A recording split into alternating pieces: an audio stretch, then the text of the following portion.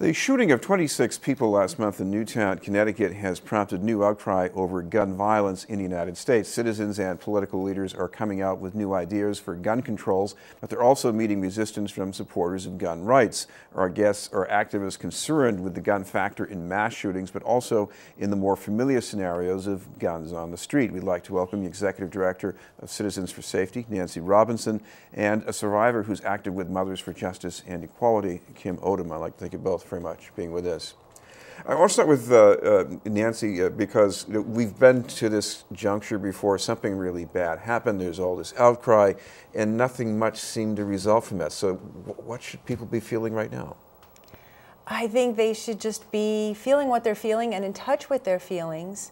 And that's basically what we've been hearing. Can they do anything, you think? I absolutely think that we've always had the power. We just haven't exercised it. And there's any number of things we can do to get active, get our voices heard, and just stop this steady slaughter of our children. Kim, what happened in Connecticut is something that we're paying attention to because it is unusual, certainly within the city of Boston. This sort of thing hasn't happened. Your son, Stephen, was killed, just a nice kid going about his own business, and he was in the wrong place at the wrong time, and that was it. That's the worst thing he did. And what can we do about gun access that would have made a difference, you think? Well, first I want to say thank you for having us here today. And you said something about it was unusual that these things like what happened in Newtown, Connecticut, don't happen in the city of Boston. I know what you're saying is like on the mass shooting, and certainly our hearts go out. In the aftermath, my heart just sunk, and still does for the families in the aftermath of what happened to those young babies. And when we think about that, I think one of my concerns was.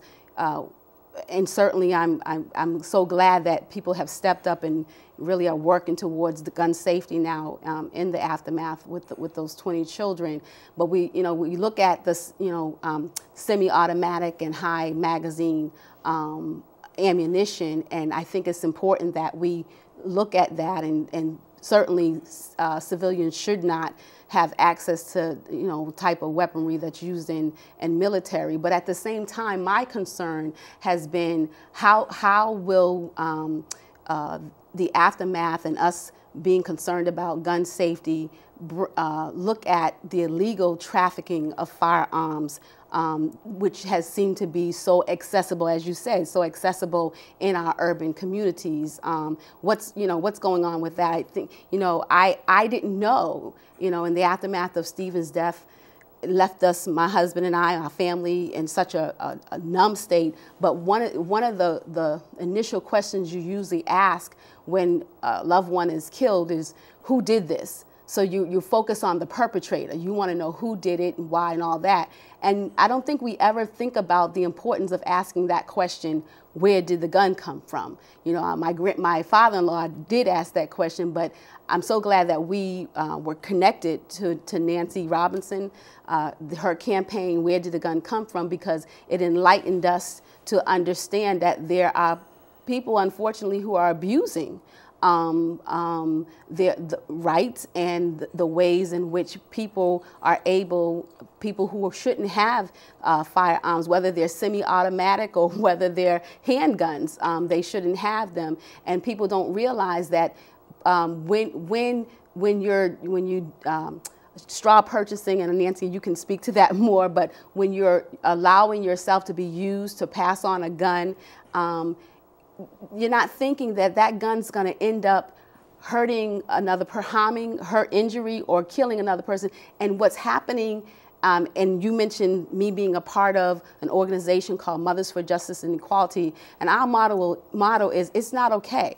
It's not okay that our children's lives are being taken and that they're being injured, and we want to end that. And so it's important for us as adults to take whatever measure is possible to stop the easy access. Nancy, we keep hearing it's easy for kids, even in the poorest neighborhoods, to get guns. So what about that pipeline? What can you do about it? There's plenty we can do, and I just want to say we're so fortunate to have voices like Kim advocating for policies and action to stop the flow of guns into our cities. And Kim's right. We need to stop just focusing on the person who pulled the trigger and focus more on the system that put the gun in his hands. And we know this is solvable. That's what I want your viewers to understand. This is solvable. There are identifiable common sources for these guns, and Kim touched on a few of them. We know that people with criminal histories exploit loopholes in the law to buy guns at gun shows because they do not have to pass a background check. It's legal under these this crazy Swiss cheese of federal laws that a criminal can buy a gun at a gun show and not even have to undergo a background check. It's cash and carry. And these guns can't be tracked.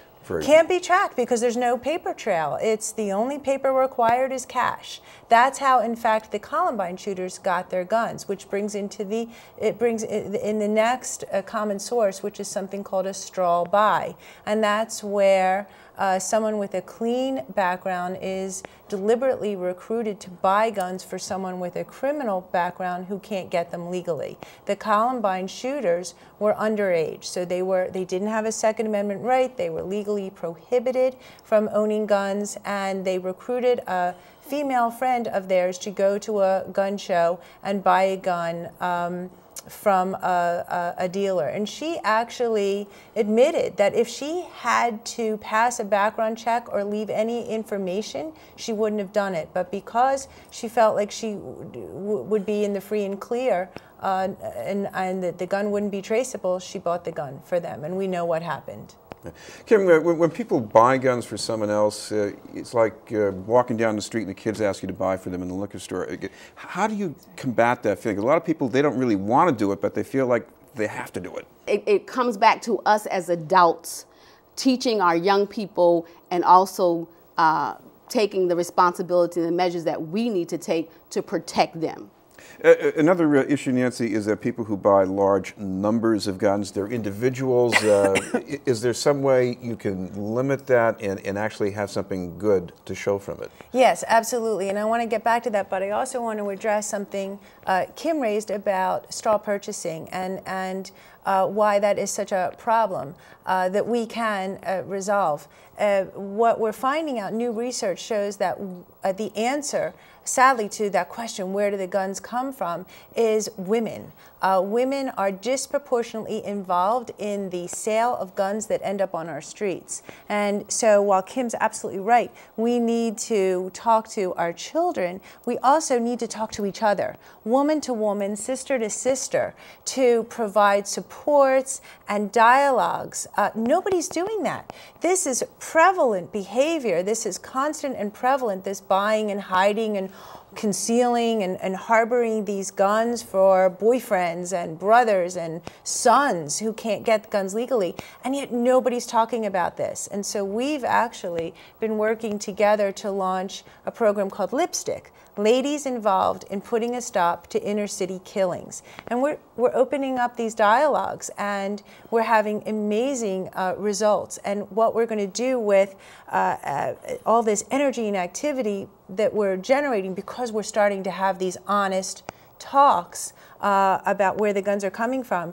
is we're going to take that energy and all of these new women's voices and then advocate for something like one gun a month that you referred to, which would really prevent and reduce the ability of straw buyers to go into a gun store in Massachusetts and buy 20, 30, 40 guns at one time. We have no cap on how many guns you can buy in Massachusetts right now. Kim, we're going to have a race for senator coming up in the state, and I remember last year you asked, at least your organization asked Scott Brown about gun controls, and I think you had a hard time getting a straight answer. Usually when that question is asked, the answer always is that people support, people say I support Second Amendment rights. And that's not to say that I don't support Second Amendment rights, exactly. But we also need to be concerned about the rights of people's safety as well, and the rights of our children's safety. If I can just say,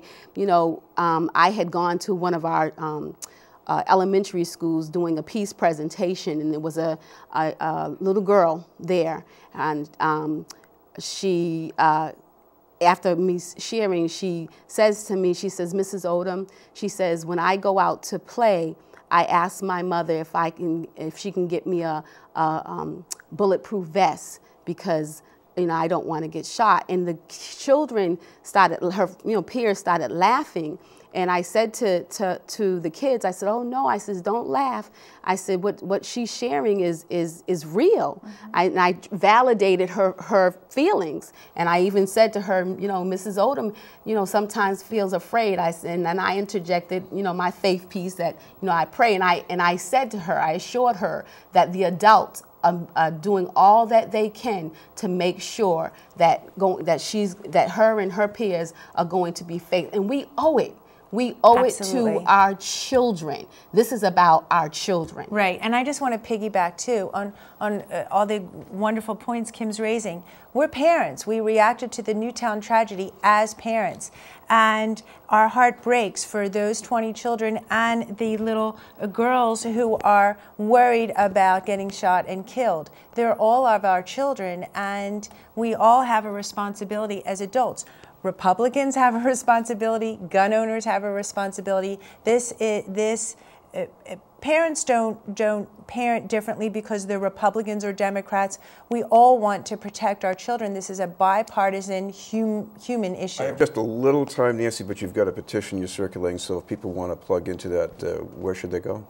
Actually, we have a petition called Demand a Plan from the President, and make sure that we are seeing presidential leadership and action on this. And the petition is actually being sponsored by a wonderful organization called Mayors Against Illegal Guns. They're mayorsagainstillegalguns.org.